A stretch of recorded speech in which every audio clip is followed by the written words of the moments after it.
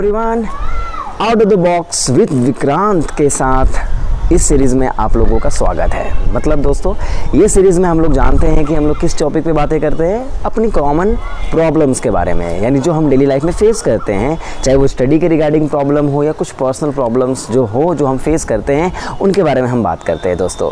तो आज के इस टॉपिक में जो हम डिस्कस करने वाले हैं, आज के इस वीडियोज़ में जो हम डिस्कस करने वाले हैं, वो एक नॉर्मल सी बात है जो शायद सब लोग कभी ना कभी फेस करते हैं।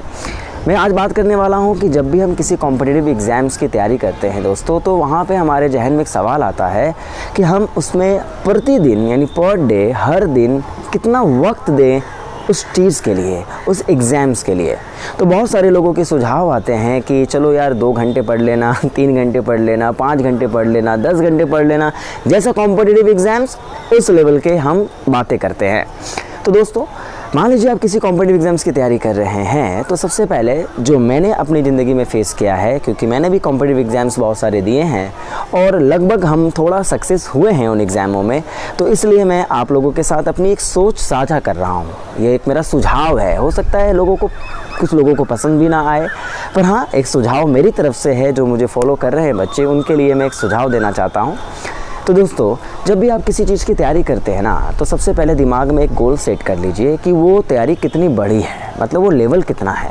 IIT JEE का पेपर है, IIT JAM का पेपर है, एक CSIR नेट का पेपर है, गेट का पेपर है, वो किस लेवल का पेपर है। मान लीजिए जैसे एक एग्जाम्पल IIT JAM के पेपर की अगर मैं बात करता हूँ, तो उसके लिए ना अगर आप तैयारी करना चाहते हो, या फिर जनरल बातें कर लेता हूँ, जैसे अगर आप किसी चीज़ की तैयारी कर रहे हो, तो सबसे पहले आप अपने दिमाग में ना टॉपिक के लिए घंटे का निर्धारण करना हटा दीजिए, क्योंकि वो मैं नहीं सही समझता। घंटे के हिसाब से पढ़ने की कोई ज़रूरत नहीं है।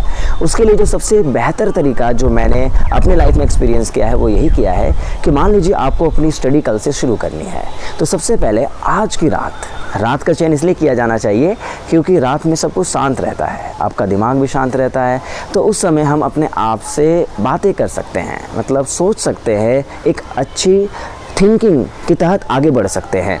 तो उसमें हमें करना क्या होता है कि उस रात को हम एक बात कर लेंगे, एक कॉपी कलम ले लेंगे और उसमें हम लोग डिस्कस करेंगे कि कल हमें कौन से टॉपिक की स्टार्ट करनी है। तो टॉपिक का चयन कर लीजिए। तो मान लीजिए जैसे मैं IIT JAM की बात करूं, तो ऑर्गेनिक मैंने कर लिया स्टार्ट कि कल हम ऑर्गेनिक पढ़ने वाले हैं। तो वह ऑर्गेनिक पढ़ने वाले हैं, तो फिर सबसे पहले चयन कीजिए कि ऑर्गेनिक के किस टॉपिक के बारे में बात करने वाले हैं, क्योंकि बहुत सारे सब टॉपिक्स होते हैं बच्चों।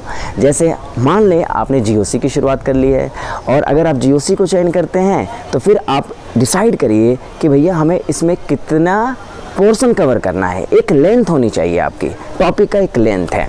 तो मान लीजिए आपने GOC का चयन किया और आपने आज डिसाइड कर लिया कि हम रेजोनेंस पढ़ने वाले हैं। क्या पढ़ने वाले हैं? मान लीजिए आपने रेजोनेंस के बारे में सोचा है, तो आपका टारगेट क्या होगा उस दिन के लिए? आपने डिसाइड कर लिया कि कल मुझे रेजोनेंस पढ़ना है, फाइन।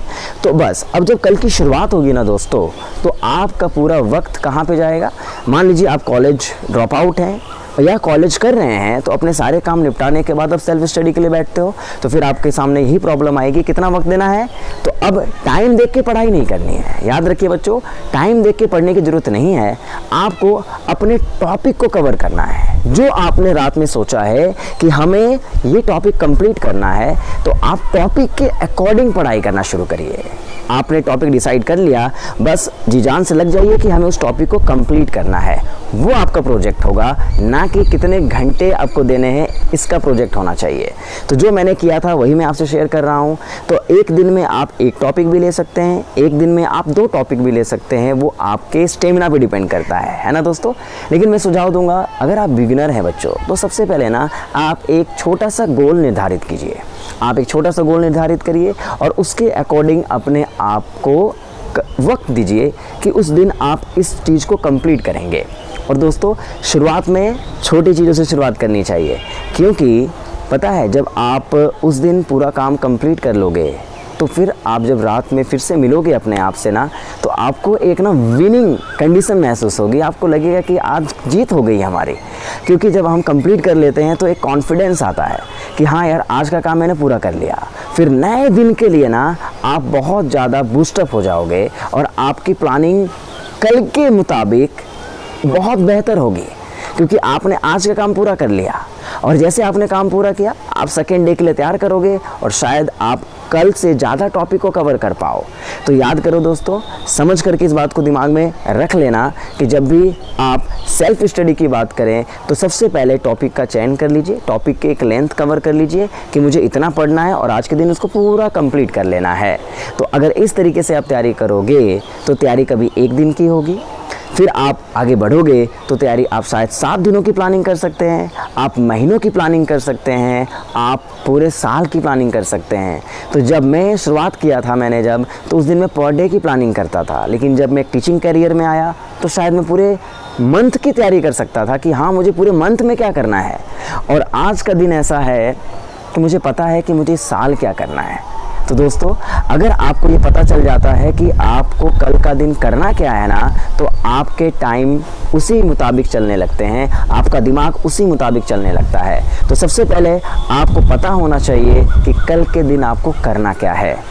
वजह ऐसा नहीं कि आप सुबह उठे और आपने टाइम टेबल बनाना शुरू किया, तो वो चीज़ सही नहीं रहेगी। आपको पता चलना चाहिए कि आज हमें क्या करना है। वो चीज़ अगर आपको पता है तो डेफिनेटली आप कोई भी चीज़ हो, कैसे भी हो, आप टैकल कर सकते हैं दोस्तों। तो ये मेरा एक छोटा सा सुझाव था, अगर आपको पसंद आए तो मुझे बताइए। ठीक है सर, आपने सही बात बताई है हम लोगों को। चलिए मिलते हैं नेक्स्ट वीडियो के साथ। Thank you.